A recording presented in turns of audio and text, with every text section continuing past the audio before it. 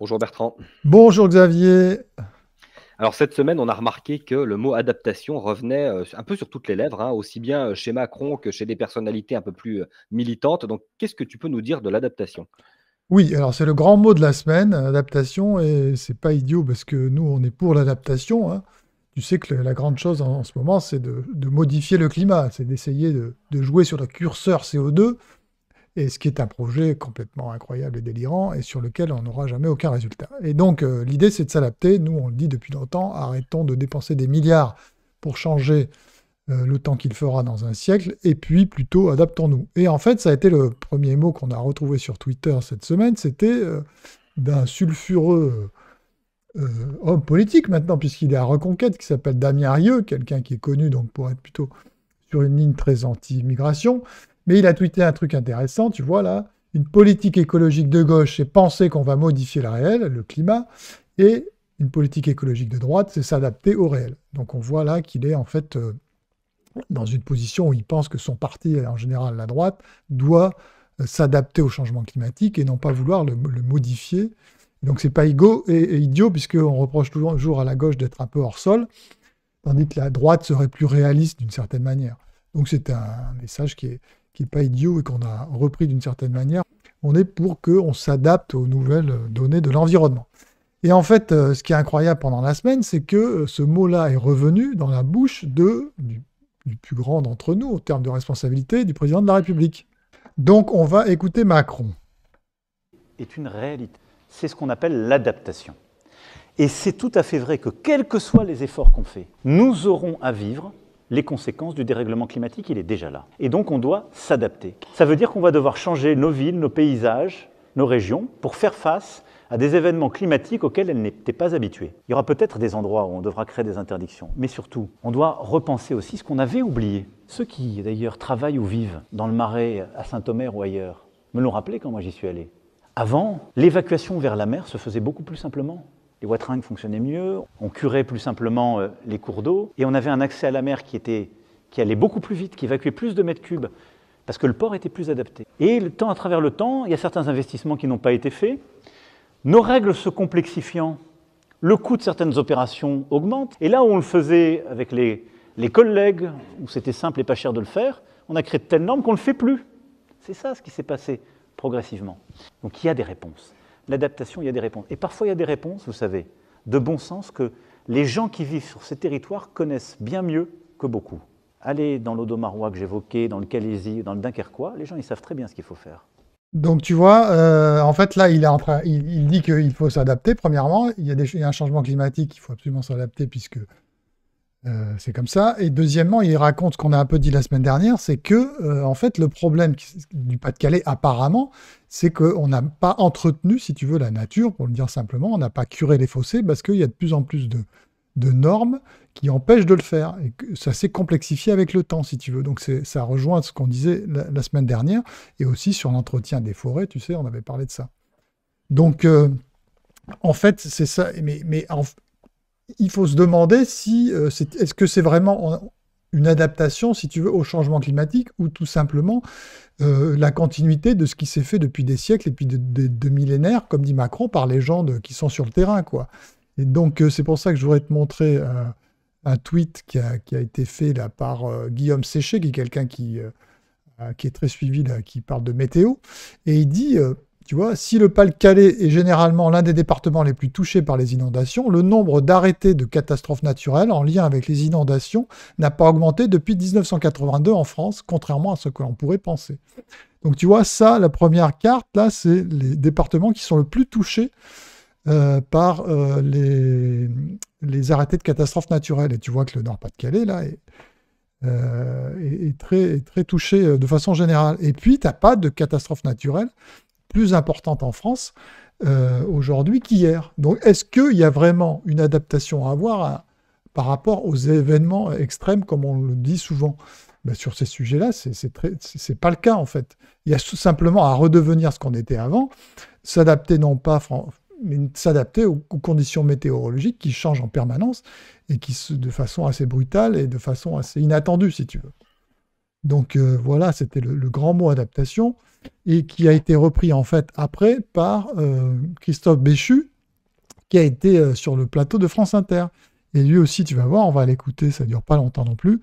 Et il dit aussi des éléments complémentaires, tu vas voir. Il a été, à ma connaissance, le premier président de la République dans ce pays à évoquer un sujet de transition écologique qui était jusqu'à maintenant le parent pauvre à la fois de la réflexion et des politiques publiques, la question de l'adaptation. Donc tu vois là, Béchu reparle d'adaptation, donc je ne sais pas, il a dû avoir une note interministérielle sur le sujet, maintenant il faut parler d'adaptation. Et puis tu verras qu'après, donc le journaliste lui pose la question, mais en fait, il a une politique anti-écologique, et notamment il veut enlever les normes, et est-ce que les normes environnementales vont être concernées par la diminution des normes qu'a annoncé Macron? Et voilà ce que répond Christophe Béchu. C'est-à-dire des curages des cours d'eau, pour des raisons qui sont des raisons écologiques, de continuité, de faire attention sur les sédiments, etc. Mais on s'aperçoit qu'en allant très très loin, en imposant aujourd'hui jusqu'à 9 mois d'études avant de pouvoir commencer des travaux de curage, on se complique la vie pour protéger les populations quand on a des inondations. Il ne s'agit pas de dire on ne fait plus rien, il s'agit de passer de 9 mois à 6 semaines, parce qu'on a besoin de s'adapter précisément à des dangers nouveaux. Donc tu vois là, il dit aussi qu'il faut s'adapter, qu'il faut simplement curer les fossés, qu'avant, il fallait une étude de 9 mois pour curer un fossé, alors que, comme l'a dit Macron avant, les agriculteurs ou les gens qui avaient du matériel pour le faire, eh bien, ils se téléphonaient un matin, ils disaient, bah, tiens, on va curer le fossé, et que c'était beaucoup plus simple. Et donc, tu vois, en fait, contrairement à ce qu'on pourrait croire, c'est des éléments qui n'ont jamais vraiment évolué au cours du temps. Ce n'est pas le changement climatique, encore une fois, qui crée tous ces événements, contrairement à ce que dit Béchu, mais ce sont, voilà, la seule chose qu'on peut dire sur le climat, encore une fois, c'est qu'il y a eu, en un siècle, une augmentation des températures de à peu près 1 degré, 1,2 degré, si tu veux, et pas plus que ça. Donc voilà ce qu'on pouvait dire sur le mot adaptation, et c'est la nouvelle politique manifestement du gouvernement, ce qui est une bonne nouvelle, puisque, encore une fois, on peut dépenser des milliards pour essayer de changer le climat, mais on ne le changera jamais. Et donc la seule solution, c'est de s'adapter aux évolutions des événements météorologiques. Le seul problème quand même que je voudrais dire, c'est qu'on ne sait pas à quoi s'adapter. Si tu veux s'adapter par anticipation, alors on peut remettre une politique de bon sens comme il va être fait dans le Pas-de-Calais, là, recurer les fossés pour faire en sorte que l'eau aille plus vite à la mer, si tu veux. Mais toutes les politiques d'adaptation, si tu veux, elles se vivent au quotidien. Tu ne peux pas envisager s'adapter à quoi. Tu ne sais pas ce qu'il y aura demain, contrairement à ce qu'on dit, en fait. Tu peux imaginer qu'il y ait des épisodes de chaleur plus importantes, mais au niveau de l'adaptation, ce n'est pas non plus très sorcier. Il n'y a pas besoin de politique qui coûte des milliards d'euros à mettre en œuvre.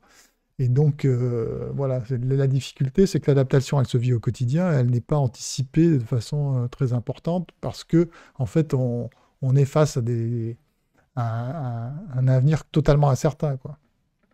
On note quand même une adaptation là aussi du discours, puisqu'on est passé quand même en quelques temps du c'est la fin du monde, c'est un cataclysme, à il va bien falloir faire face à ce qui nous arrive. Voilà, exactement.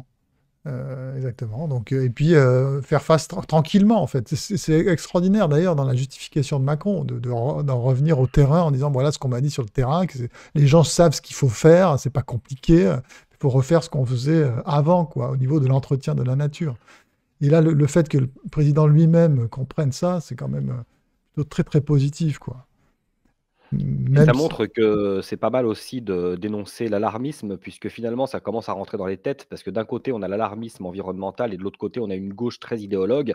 Et on a vu il y a quelques semaines les Républicains par exemple qui voulaient revenir à une écologie non idéologique. On voit maintenant Damien Rieu à Reconquête qui propose que l'écologie ce soit une adaptation au réel, et donc Emmanuel Macron et Christophe Béchu qui te disent revenons à des techniques traditionnelles pour faire face aux catastrophes. C'est intéressant de voir qu'on sort de l'alarmisme un peu quelque part. Oui, on sort de l'alarmisme, mais on revient aussi à une situation où plus rien n'est grave et rien n'est d'anormal, et vous inquiétez pas, on va s'adapter, on va faire en sorte de répondre au quotidien à nos problèmes, quoi. C'est ça, cette espèce de retour dans une espèce de vie normale. J'ai l'impression que ça annonce ça, en fait. Progressivement, on le verra dans l'avenir, si tu veux, mais comme il y a de plus en plus de pression sociale pour qu'on arrête cette transition écologique totalement folle, je pense qu'on va devenir, par nécessité, on va aller de plus en plus vers ces discours. Alors tu avais aussi un sujet sur 34 prix Nobel. qui interpelle l'Europe, c'est ça? Oui, c'est ça. Alors, des prix Nobel sur ce qu'on appelle les NGT, c'est les nouvelles techniques génomiques.